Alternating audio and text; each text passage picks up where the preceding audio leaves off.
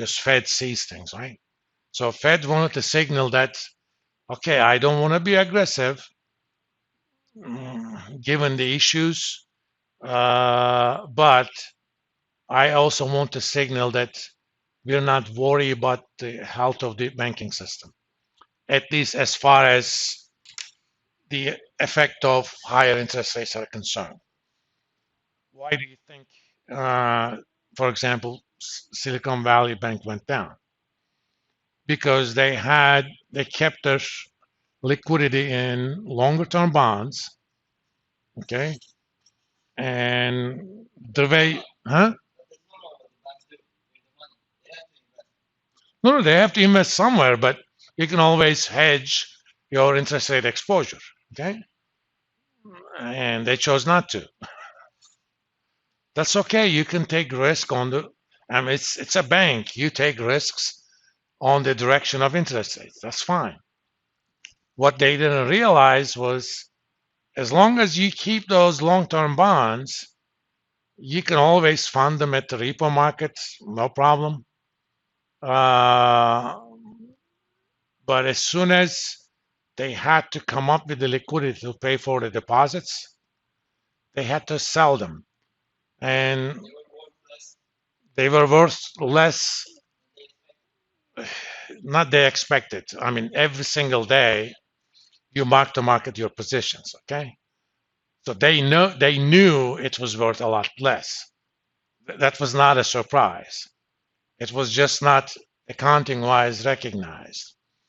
The reason it's not accounting wise recognized, your accounting majors would know this. If you took accounting 302, for example, when you have securities for investment, there are three different ways you can account for them. One, you designate certain securities for trading. Okay, if it's for trading, you mark to market them every day. I bought 100 shares of Google. I paid $100 a share. That's 10,000.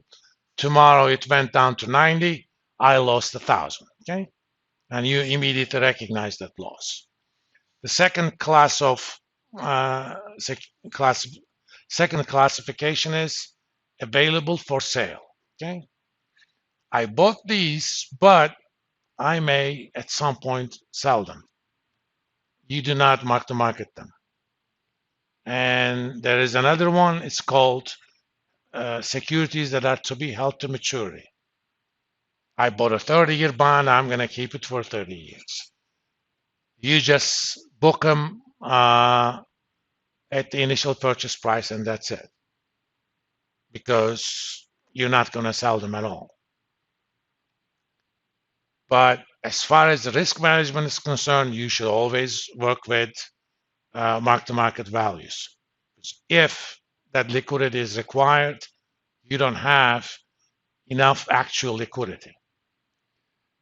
Now, I talked about in the video that I haven't posted yet, but in 2010, when Dodd-Frank passed, it created a class of banks that were called banks that are important for the system. These banks, if they went down, they created, at least in the eyes of the lawmakers, it created a significant risk of contagion. You know, it's like dominoes.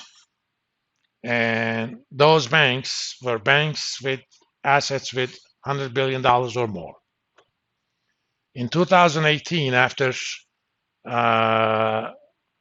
White House and the Congress became Republican,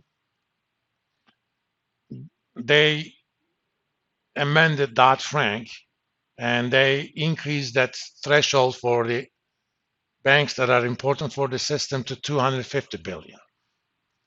Now, the way they're regulated, if you're in that 250 plus, there is actually a regulator in residence.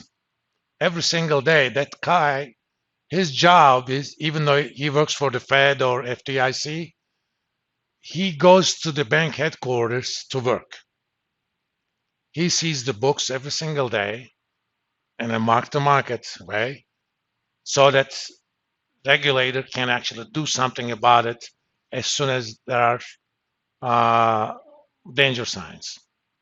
But if you're not that part, you get inspected every 3 months by your regulator or examined.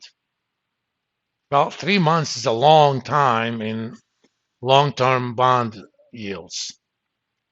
I mean, let's look at just the 10 year, not even the 30 years.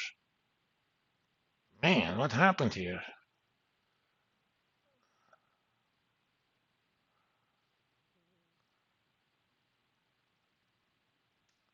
Yeah, we knew recession was coming. I think they overreacted.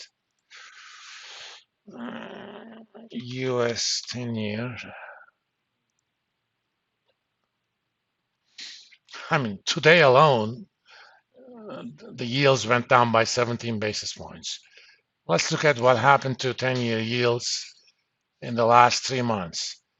They went as high as 407. They were as low as 337. That's 70 basis points. A 10-year bond typically has a duration of 7 years.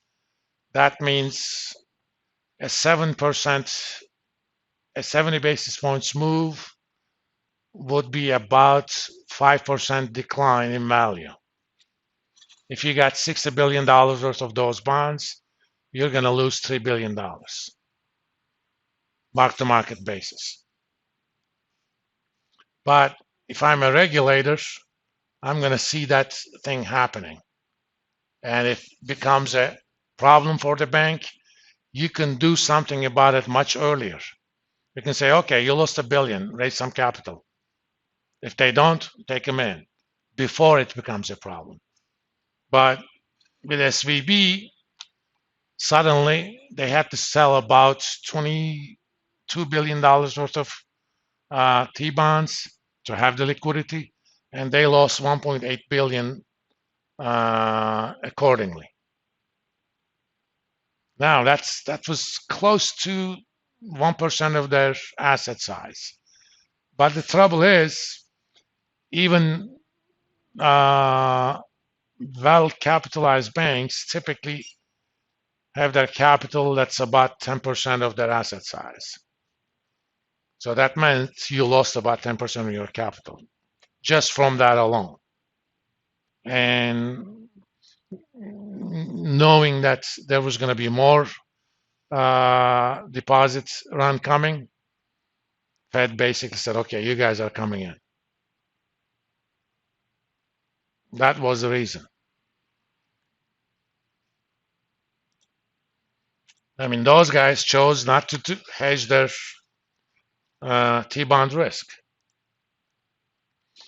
There are futures contracts for treasury bonds themselves, or you can hedge it using short-term futures and stuff.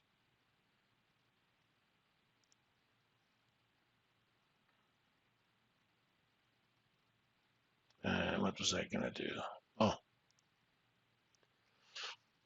another type of short-term interest rate future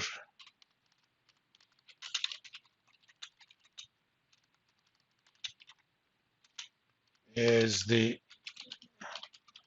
Euro-dollar futures contract. This is based on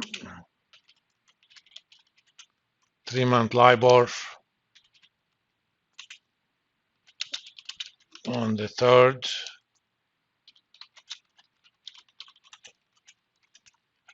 Wednesday of the contract month.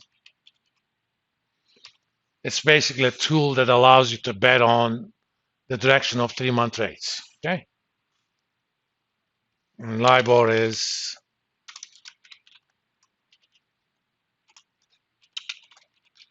London Interbank offered rate.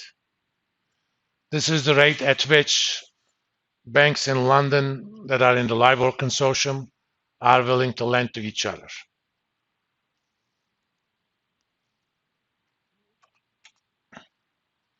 And Euro-dollar futures,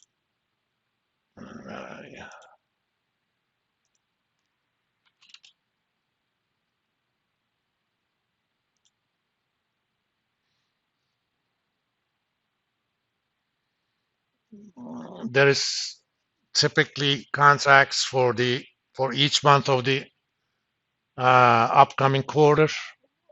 Then it's kind of quarterly. This basically says market is betting that on the third Wednesday of April, which is April 12th, huh? Oh, I'm sorry, April 19th. Yeah, yeah. On April 19th, market is betting that 3-month LIBOR is going to be 100 minus that number. Okay.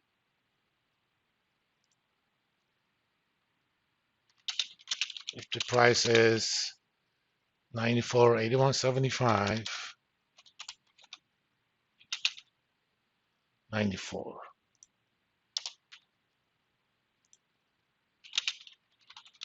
The implied 3-month LIBOR is 100 minus 94.8175. So that's market's bet. I'm not even thinking of that as a bet because forward rates, like 3-month forward rates, they're pretty much determined by the shape of the yield curve. For example, for the June contract,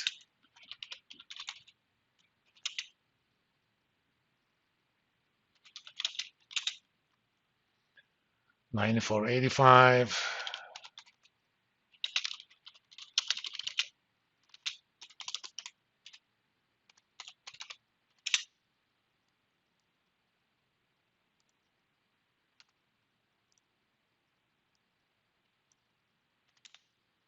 By 15.